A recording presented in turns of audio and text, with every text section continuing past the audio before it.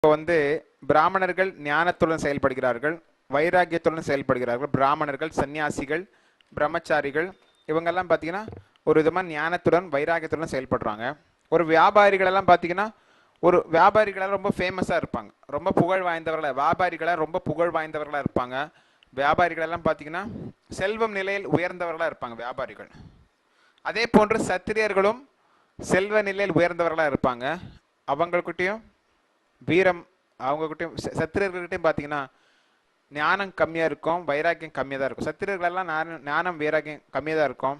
சத்திரியர்கள்கிட்ட பார்த்தீங்கன்னா செல்வம் நிறைய இருக்கும், புகழ் நிறைய இருக்கும், மேலும் வீரம் இருக்கும், அழகு இருக்கும். சத்திரியர்களிடம் வீரம், புகழ், அழகு, செல்வம் எல்லாம் அதிகமாகவே இருக்கும். பிராமணர்களிடம் சத்துவகுணம் இருக்கும், அவர்களிடம் ஞானம் இருக்கும், வைராக்கியம் இருக்கும்.